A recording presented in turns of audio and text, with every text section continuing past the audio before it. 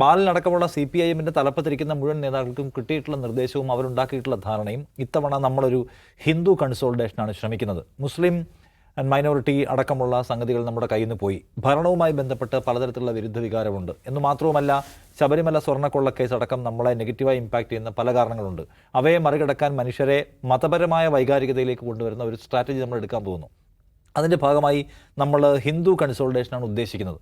അതിനനുസൃതമായ സംഗതികളാണ് നമ്മൾ പുഷ് ചെയ്യേണ്ടത് എന്നാണ് നേതാക്കൾക്ക് കിട്ടിയിട്ടുള്ള നിർദ്ദേശം. ബാലൻ അദ്ദേഹത്തിൻ്റെ ഒരു ധാരണ വെച്ചും അദ്ദേഹത്തിൻ്റെ ഒരു വൈജ്ഞാനിക പരിധിയൊക്കെ വെച്ചും അദ്ദേഹത്തിന് അറിയാവുന്ന ഭാഷയിൽ ആഞ്ഞു കീച്ചുന്നു എന്ന് മനസ്സിലാക്കണം. മറ്റു പല ആളുകളും പല രൂപത്തിൽ പറയുന്നു. ബാലൻ അദ്ദേഹത്തിന് അറിയാവുന്ന ഭാഷയിൽ പറയുന്നു. അദ്ദേഹത്തിൻ്റെ കയ്യിലുള്ള ടൂളുകൾ മുഴുവൻ ഉപയോഗിക്കുന്നു. അങ്ങനെ ഇരിക്കുമ്പോൾ അദ്ദേഹം വെള്ളാപ്പള്ളിയെ കണ്ടുകൊണ്ടിരിക്കുന്നത്. വെള്ളാപ്പള്ളിയാണ് ഇപ്പോൾ CPM-മാർ സസൂക്ഷ്മം നിരീക്ഷിച്ചുകൊണ്ടിരിക്കുന്ന അവരുടെ ഒരു പ്രധാനപ്പെട്ട നേതാവ്. അപ്പോൾ വെള്ളാപ്പള്ളി മാറാട് ഓർമ്മിപ്പിക്കുന്നു. ബാലൻ വാർത്താ സമ്മേളനം വിളിച്ച് മാറാട് സംഭവിക്കുമെന്ന് പറയാണ്. അപ്പോൾ എനിക്ക് ഭയങ്കരമായ സംശയം CPM-നെ കുറിച്ച് തോന്നുന്നത് ഒരു സ്ട്രാറ്റജി അവർ ഉപയോഗിക്കുന്നത് നമുക്ക് മനസ്സിലാവും. ആ സ്ട്രാറ്റജി വിജയിക്കുന്നതേ ഇല്ല എന്നാണ് സമീപകാലത്തെ ഉദാഹരണം മുഴുവൻ കണ്ടത്. പാലക്കാട് വിജയിച്ചോ ഇല്ല, നിലമ്പൂരിൽ വിജയിച്ചോ ഇല്ല, ലോക്കൽ ബോഡി ഇലക്ഷനിൽ വിജയിച്ചോ ഇല്ല. അതിനുശേഷവും അതേ സ്ട്രാറ്റജി വീണ്ടും പരീക്ഷിക്കാം എന്നവർ തീരുമാനിക്കുന്നതിൻ്റെ യുക്തി എന്താണ്? അതായത് അവർ ഒരു ടൂൾ ഉപയോഗിച്ചാൽ ആ ടൂൾ കൊണ്ട് അവർക്ക് നേട്ടമുണ്ടാകുന്നില്ല എന്ന് കണ്ടിട്ട് വീണ്ടും ആ ടൂൾ ഉപയോഗിക്കുന്നു. ഈ ടൂളിൻ്റെ പ്രശ്നം എന്താണ്? ഈ സവിശേഷമായ ടൂളിൻ്റെ പ്രശ്നം അതുണ്ടാക്കാൻ പോകുന്ന ഇമ്പാക്റ്റ് എന്ന് പറയുന്നത് കേവലമായിട്ടുള്ള തെരഞ്ഞെടുപ്പ് ഫലം മാത്രമല്ല, കേരളത്തിൻ്റെ മതനിരപേക്ഷ മനസ്സിനെ ആകെ പിടിച്ചുലയ്ക്കാൻ ശേഷിയുള്ള ഒന്നാണ്. നാളെ CPM തോക്കാം, ജയിക്കാം. പക്ഷേ ഒരു കൂട്ടം മനുഷ്യരെ ഇസ്ലാമോഫോബിക്കാക്കി മാറ്റുക, ഹിന്ദുത്വ രാഷ്ട്രീയത്തിൻ്റെ ആളുകളാക്കി മാറ്റാനുള്ള ഒക്കെ ശേഷിയുള്ളതാണ് ഇപ്പോൾ ഈ പ്രയോഗിക്കുന്ന ഈ രാസായുധം എന്ന് പറയുന്ന സംഗതി. അപ്പോൾ സത്യത്തിൽ ഈ തെരഞ്ഞെടുപ്പിന് ഞങ്ങൾ വിജയിച്ചില്ലെങ്കിലും വേണ്ടില്ല, കേരളം വേറൊരു ഭൂമികയായി മാറിക്കൊള്ളട്ടെ എന്ന തീരുമാനമാണോ? എൻ്റെ സംശയം അതാണ്. ഇന്നിപ്പോൾ VD സതീശൻ ചോദിക്കുകയാണ്, ആവർത്തിച്ച് പ്രയോഗിച്ചിട്ടും ഫലം കാണാത്ത ഒന്ന്. ഫലം എന്ന് വെച്ചാൽ അവരുടെ തെരഞ്ഞെടുപ്പ് വിക്ടറി. അപ്പോൾ ആവർത്തിച്ച് പ്രയോഗിച്ചിട്ടും സ്വന്തം തെരഞ്ഞെടുപ്പ് ഫലത്തിന് ഗുണം ചെയ്യില്ല എന്ന് ബോധ്യപ്പെട്ടിട്ടും ഒരു രാസായുധം നിങ്ങൾ വീണ്ടും പ്രയോഗിക്കുന്നുണ്ടെങ്കിൽ അതിൻ്റെ വേറെ ഏതെങ്കിലും ഒരു ബെനിഫിഷ്യറി അതിൻ്റെ ഗുണം എടുത്തോട്ടെ എന്നവർ വിചാരിക്കുകയാണെന്ന് നമുക്ക് സംശയിക്കണ്ടേ? അല്ലെങ്കിൽ CPM ഇതുകൊണ്ട് ജയിക്കുന്നുണ്ടെങ്കിൽ ഓക്കെ, ജയിക്കുന്നില്ല. ഇതിന് സംഭവിക്കാൻ പോകുന്നത് എന്താണ്? ഇതിപ്പോൾ ഈ വിഷദംശനം ഏൽക്കുന്ന ഒരു സാധാരണ മനുഷ്യൻ അയാൾ വിചാരിക്കുകയാണ് UDF വന്നാൽ എന്ത് സംഭവിക്കും? അത് മാറാട് ആവർത്തിക്കും. എന്നാൽ LDF-ന് വോട്ട് ചെയ്യാമെന്ന് ആലോചിക്കുന്ന അയാളൊരു ഭക്തനാണെങ്കിൽ LDF വന്നാൽ സ്വർണ്ണക്കൊള്ള തുടരും. LDF-ന് വോട്ട് ചെയ്യാൻ പറ്റില്ല. അവർ ഭക്തരെ അപമാനിക്കുന്ന, ശബരിമലയിൽ സ്ത്രീകളെ കയറ്റുന്ന, ഭഗവാന്റെ സ്വർണ്ണം മോഷ്ടിക്കുന്നവരാണ്. അപ്പോൾ ഹിന്ദു പ്രൈഡിന് വേണ്ടിയും ഹിന്ദു രക്ഷയ്ക്ക് വേണ്ടിയും വോട്ട് ചെയ്യാൻ കഴിയുന്ന പാർട്ടി ഏതാണ്? BJP ആണ്. ആ പണിയല്ലേ എടുത്തുകൊണ്ടിരിക്കുന്നത്, ഈ പണി. അപ്പോൾ ആത്യന്തികമായി ഇതിൻ്റെ ബെനിഫിഷ്യറി ആരാണെന്ന് തിരിച്ചറിയാൻ കഴിയാത്ത ഒരു പാർട്ടിയല്ല CPIM.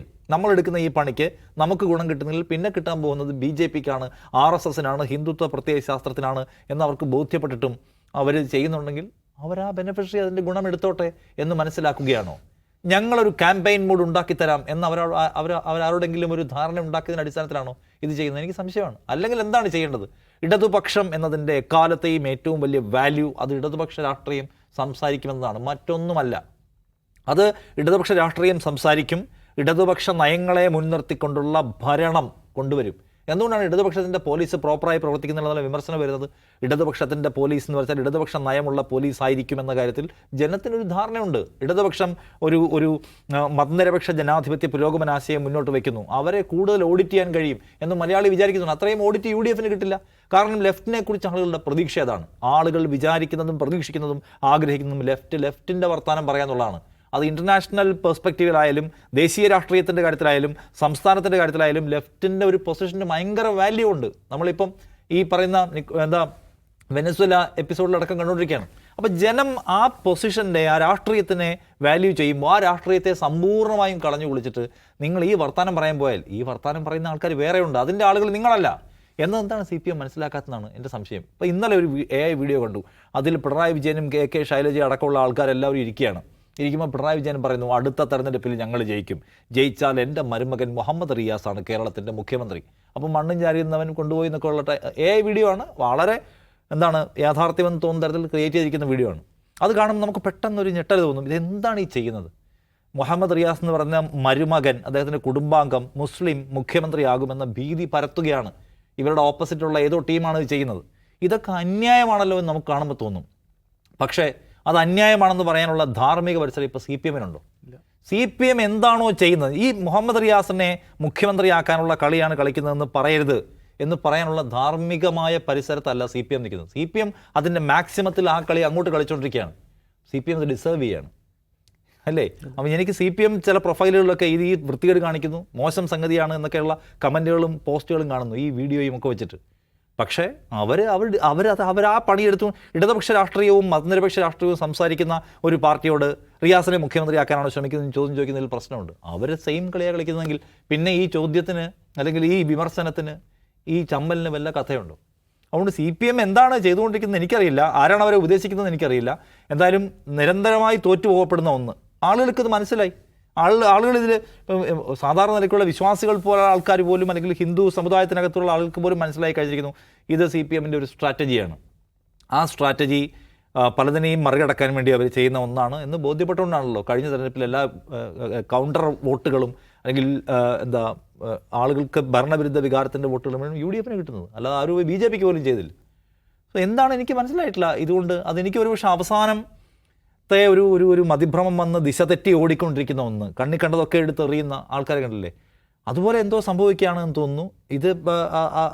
അപ്പോൾ അതിൻ്റെ ഒരു പ്രശ്നം ഇന്നിപ്പോൾ ജമാഅത്തെ ഇസ്ലാമിയുടെ അമീർ പറയുന്നു ഇത് CPIM എന്ന് പറയുന്ന പാർട്ടിക്ക് ഉണ്ടാകുന്ന നഷ്ടത്തെക്കുറിച്ചല്ല, അതിനെക്കുറിച്ച് നമ്മൾ കഴിഞ്ഞ ദിവസം പറഞ്ഞു. CPIM എന്ന് പറയുന്ന പാർട്ടിയും ലെഫ്റ്റ് രാഷ്ട്രീയവും കേരളം ആഗ്രഹിക്കുന്ന ഒന്നാണ്, ഇനിയും ദീർഘകാലം ഉണ്ടാവണം. അത് കേരളത്തിൻ്റെ ഒരു സവിശേഷമായ രാഷ്ട്രീയത്തിൻ്റെ ഒരു ഭാഗം കൂടിയാണ് ലെഫ്റ്റിൻ്റെ, അല്ലേ? ഇവിടുത്തെ കോൺഗ്രസ്സുകാർ പോലും കുറച്ച് ലെഫ്റ്റാന്ന് നമ്മൾ പറയും, കാരണം ആ ലെഫ്റ്റ് കാഴ്ചപ്പാട് നമുക്കുണ്ട്.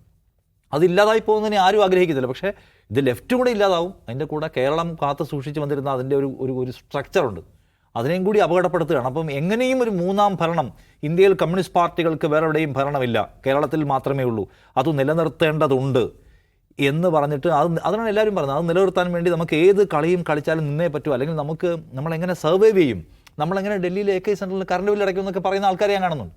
ഇങ്ങനെ എന്തിനാണ് ലെഫ്റ്റ് സർവൈവ് ചെയ്യുന്നത്? ലെഫ്റ്റ് എന്ന് പറഞ്ഞാൽ ലെഫ്റ്റായിട്ട് സർവൈവ് ചെയ്യാൻ പറ്റുമെങ്കിൽ ചെയ്യുക, അല്ലാതെ അധികാരത്തിന് വേണ്ടി എന്തും ചെയ്യുക, എന്തിനെ ഒറ്റ കൊടുക്കുക, എന്തിനേയും വഞ്ചിക്കുക, സ്വന്തം ജനതയെ വഞ്ചിക്കുക, അങ്ങനെ ഒരു ലെഫ്റ്റിൻ്റെ ആവശ്യമില്ല. ഇങ്ങനെയാണ് ലെഫ്റ്റ് വേണ്ട. ഞാൻ പറഞ്ഞത് ലെഫ്റ്റ് അതിന് അധികാരത്തിൽ എവിടെയെങ്കിലുമൊക്കെ തുടരണം എന്നാഗ്രഹിക്കുന്ന അഭിപ്രായമുള്ള ആൾ ഞാൻ. അത് ലെഫ്റ്റായിരിക്കുമ്പോഴാണ്. അല്ലാതെയാണ് ഈ പണിയെടുക്കുന്നതെങ്കിൽ നമുക്ക് കടുത്ത നിരാശയാണ് അതിനെക്കുറിച്ച് തോന്നുന്നത്. അത് ഈ സമൂഹത്തോട് ചെയ്യുന്ന പാതകം എന്താണ് എന്ന്, വരും തലമുറയോട് ചെയ്യുന്ന പാതകം എന്താണെന്ന് അവർ ആലോചിച്ച് നോക്കണം. AK ബാലനെ പോലുള്ള മനുഷ്യന്മാർ എന്ന് പറഞ്ഞാൽ കേരളത്തിന് CPIMൻ്റെ കേന്ദ്ര കമ്മിറ്റി അംഗമായിരുന്ന മുതിർന്ന ഒരു നേതാവാണ്. അദ്ദേഹത്തിൻ്റെ ഒരു ഉത്തരവാദിത്വ ബോധം എന്താണെന്ന് നമ്മളൊന്ന് കാണുകയാണ്. കേരളത്തോടെ പരമമായ സഹതാപവും വേദനയും തോന്നുന്നു.